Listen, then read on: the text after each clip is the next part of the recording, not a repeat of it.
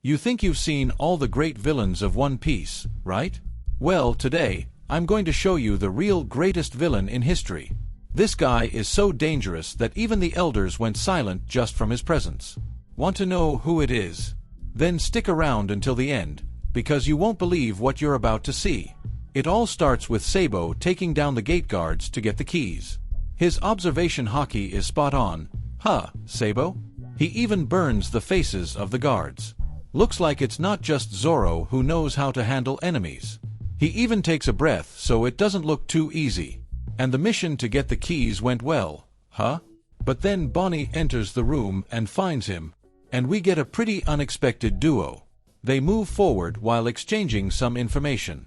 Bonnie hit the jackpot by getting help from Sabo, huh? Then Sabo summons a crow from Demon Slayer. He asks the crow to take the keys to his companions, and tell the others that once they free Kuma and the others, they should head straight to HQ. The crow even wonders if Sabo is going to leave too. But no way, the man wants to have some fun. Bonnie tells Sabo that once everything is resolved, they're headed to Egghead. And Sabo asks, "Are you sure, girl? The Marines run things over there, you know." But Bonnie explains that there's no point in just saving the body, since Kuma's mind is a complete mess, and only Vegapunk can fix it. And if he doesn't know how, he'll learn. The guards catch up to them, but Sabo grabs Bonnie and jumps to the ceiling. This is where watching Spider-Man comes in handy. Man, that's genius. With those helmets, they can't even look up, right? Then the guys start gossiping while Sabo listens. They manage to escape, but since Bonnie's going to Egghead, Sabo goes the exact opposite direction. So, it doesn't make sense for them to stay together anymore. And if at any point you ship them, you must be crazy. But since you probably haven't read the manga, I'll cut you some slack. So now we've got an alliance to save Kuma at all costs. And Sabo heads for the secret chamber. King Cobra enters the elders' quarters.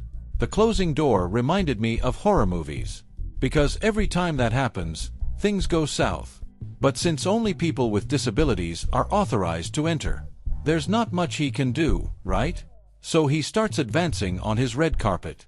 The guy's moving like Charles Xavier. The pressure in the room is so intense, I swear. I almost expected him to stand up and start running. And then we see this super creepy altar, with a bunch of swords stuck around the throne.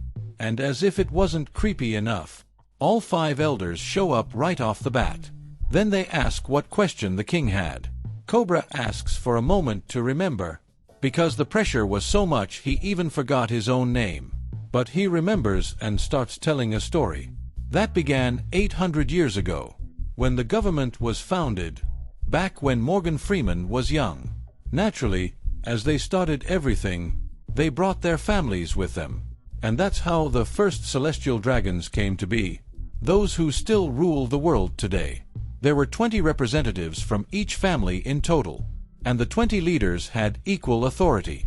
But of course, at some point, one of them wanted to be more than the others.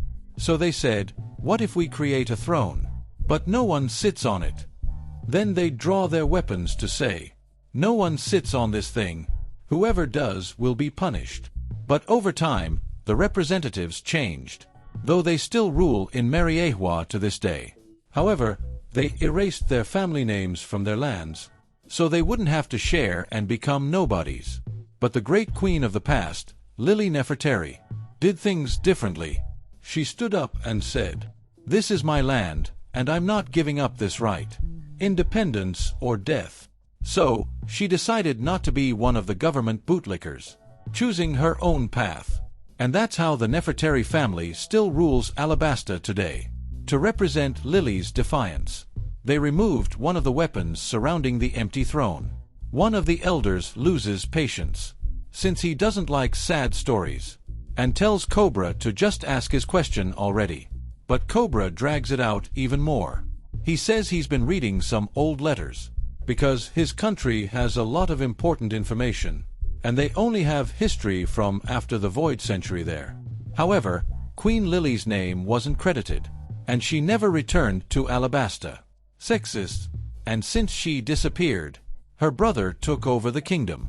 Then Cobra asks the question, "What happened on that day?"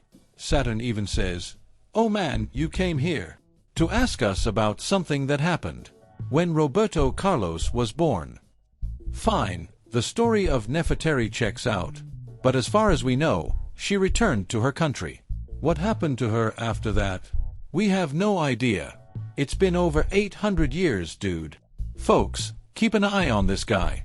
By the end of the video, he's going to keep you up all night. Saturn confirms, "Man, we don't know anything." Then suddenly Cobra asks the million-dollar question. What the heck does the D mean? This question shakes the elders. But he then talks about a letter that has been passed down from generation to generation. Dude, the question was so heavy that the guy who was just watching the garden came to the room. Poor Shirahoshi is getting squeezed in there. The jerk can't contain his happiness. Even Gugu was shocked by what he saw. And the jerk already believes he has a new toy. And she says, "Oh, now who will save me?" Looks like Gugu is going to do something about it. And he did. He got out of there because he realized it was a trap. Everyone left because their lives are more important than the mermaids, and that's that. But the princess's brothers came with a shark chasing them. But now, how will they free her from the celestial dragons? Dude, grab a piece of paper, will you? Shirahoshi's brothers didn't care that he's a celestial dragon. The problem here is that Kuma is way too overpowered already. And they realized that the hard way. Even Rebecca shows up in this mess to help. They even feel sorry for Kuma. But they go for it anyway. And the jerk orders Kuma to roast a giant fish on a spit. But one celestial says, "Wait, hold up folks." The jerk loses his mind so much that he orders Kuma to sweep up everyone there. Sai and Leo couldn't care less about the celestial dragon. It's going to get ugly. You jumped, I jumped, we all jumped with joy. This scene was pure cinema, my friends. Someone call Vasco's crow. We've got a new hire.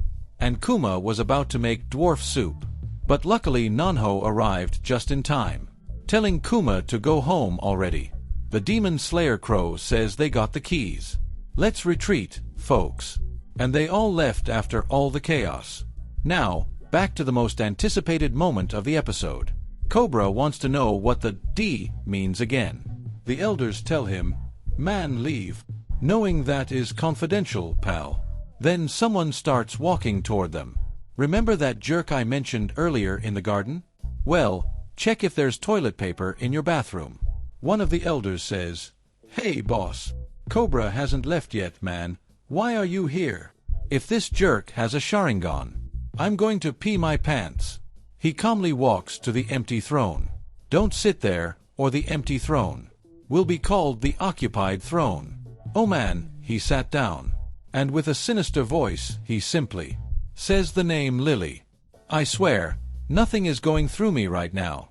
And in the next episode of One Piece, King Cobra will learn the whole truth. Even everything about the guy on the throne. But this information will come at a very high cost. He would have been better off not knowing the answer to his question. But he trusts Sabo to carry the truth about the story from 800 years ago. And the next episode of One Piece will be The Entrusted Message, King Cobra's Resolve. So, make sure to subscribe so you don't miss the next cinema-worthy moment. Thanks.